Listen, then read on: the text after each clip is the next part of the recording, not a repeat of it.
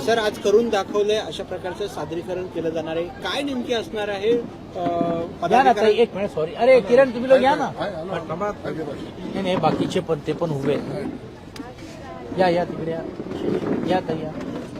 त्यांना असं वाटलं ना. या ताई, या लवकर. सर, आज जे करून दाखवले ते अभिमान. सॉरी.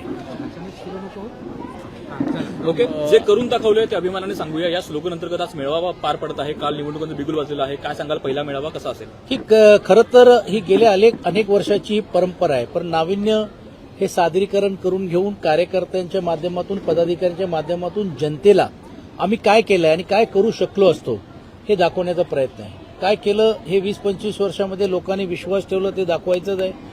2-2.5 वर्षामध्ये कसं ह्याला खेळ पोचलेली आहे हेही दाखवायचं आहे. आणि आम्ही तयार केलेले प्रकल्प, आम्ही पुढाकार घेतलेले प्रकल्प, आम्ही निधी उपलब्ध केलेले प्रकल्प, आम्ही मान्यता आणून दिलेले प्रकल्प फक्त फिती कापण्याचं काम विद्यमान असलेल्या सरकारने आणि प्रस्थापित असलेल्या नेत्यांनी केलेलं आहे. आता पर्दाफाश करण्याचं काम आज या निमित्ताने होईल अशी आम्हाला आत्मविश्वास वाटतो. येत्या 16 जानेवारीला मुंबई माफिया मुक्त होईल असं अमित शहा म्हणतात. खरं तर माफियाचं नाव पण त्यांनी सांगितलं असतं तर बरा आला असं, कारण शेवटी आता त्यांच्यामध्ये रहमान दक्कत कोण आहेत हे आता बघतायत. आणि त्या धुरंधरचा एक डायलॉग मला नक्कीच आठवते की शैतानो को अगर मारना है तो चिरागो को घिसना पडेगा. तर ही मुंबईतली जनता खूप सुज्ञ आहे.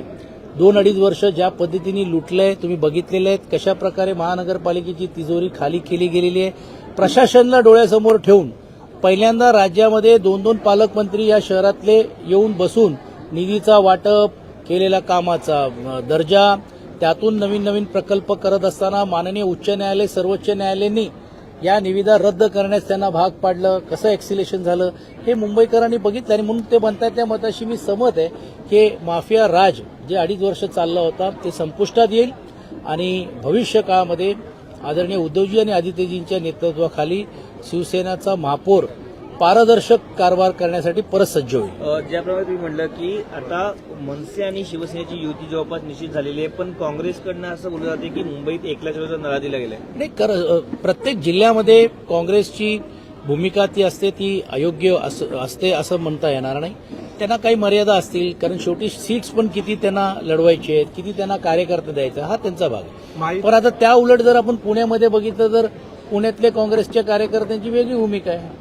तर मला असं वाटतं जिल्हा स्तरावरती हे होईल. अर्थात आमची एक प्रमुख विरोधी पक्ष या नात्याने भूमिका आहे की त्यांनीही बरोबर यायला पाहिजे. पण ते जर आले तर ठीक, नाही झालं तर राष्ट्रवादींबरोबर पण आमची चर्चा ही प्राथमिक सुरुवात झालेली आहे. येणाऱ्या 2-3 दिवसामध्ये तेही देखील आमच्या या आघाडीमध्ये समावेश करण्याचं काम किंवा आमच्या आघाडीमध्ये येणार आहेत. असं जर झालं तर आम्ही सर्वजण मिळून आम्ही करू. आणि तुम्ही बघितलं असेल की गेल्यावेळी पण निवडणुकीला आम्ही एकटे सामोरे गेलो होतो आणि भारतीय जनता पार्टी अशाच प्रकारे अपप्रचार करून घेऊन आणि पाहिजे तसं सत्तेचा गैरवापर करून ते पुढे येण्याचा प्रयत्न त्यांनी केलं. तरी देखील एक चांगली लढत आणि पूर्ण ताकदीने आम्ही तिकडे त्याला सामोरे गेलो.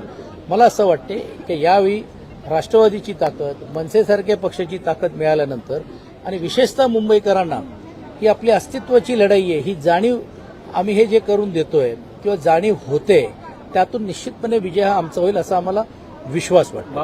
आज बैठक झाली, त्यात आम्ही आज साटम देखील म्हणालेले आहे की उद्धव ठाकरेंनी महापौर जाहीर करावा. कुठल्या मोहल्ल्यात आहे महापौर माहिती नाही, त्याचं नाव जाहीर करावं. आम्ही तर मुंबईतला महापौर हा तळागाळातला सर्वसामान्य कुटुंबातला मराठी माणूस असलेलाच होणार आहे हे आम्ही या अगोदर देखील करून दाखवलेलं आहे. बोलायची काय गरज आहे.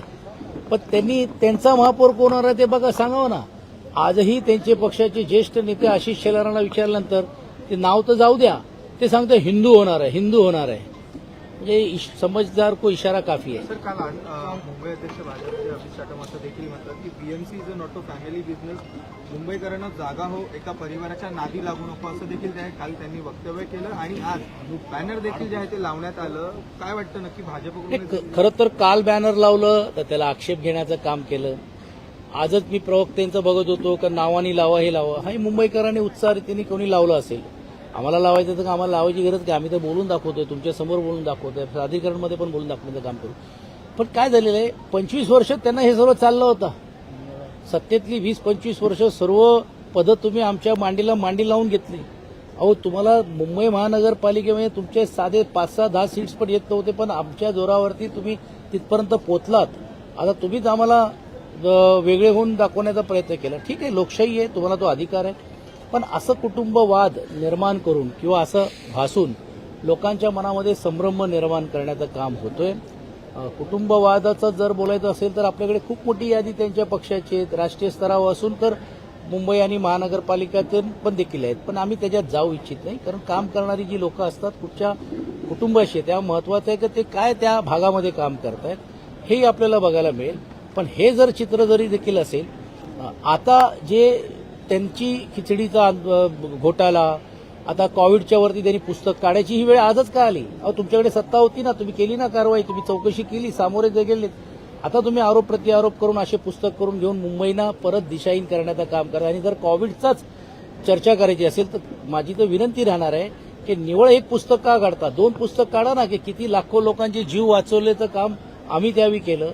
ज्यावेळी कोविड सेंटर उभे राहत नव्हते, कोण एक टेबल स्टूल घेऊन यायला तयार नव्हते, दिवस रात्र एकत्रित करून घेऊन कोविड सेंटर करून घेऊन चांगल्या सुविधा जे जागतिक स्तरावरती असतील ते देण्याचं काम केलं. आपण जे एसओपी तयार केले त्याची नोंद मुंबई महाराष्ट्रात नाही, देशामध्ये ती एसओपी पूर्ण झाली आणि आंतरराष्ट्रीय स्तरावर पण त्याला मान्यता मिळाली. ह्याचंही पुस्तक काढा ना आणि आम्ही ते मुद्दे सर्व खोडून काढू त्यांना वेळ आल्यावरती. काल दुपारी असं वक्तव्य करण्यात आलं, business family, BMC is not a family business, आणि परत रात्री बॅनर लावले. काय वाटतं, भाजपकडूनच हे बॅनर लावले गेले? असं आता काय मुंबईकर काय एवढे खुळे आहेत का की हे ज्या पद्धतीने बोलतायत करतायत हे ठीक आहे, त्यांना हे सर्व भासवायचं आहे, त्यांना किती चिखलफेक करायची ते करू द्या. मुंबईकरांना माहिती आहे काय, आणि मला असं वाटतं आज तेच दाखवण्याचा प्रयत्न, अभिनव प्रयत्न आदरणीय आदित्यजींच्या नेतृत्वाखाली आम्ही सर्वजण करतोय. Okay sir, thank you.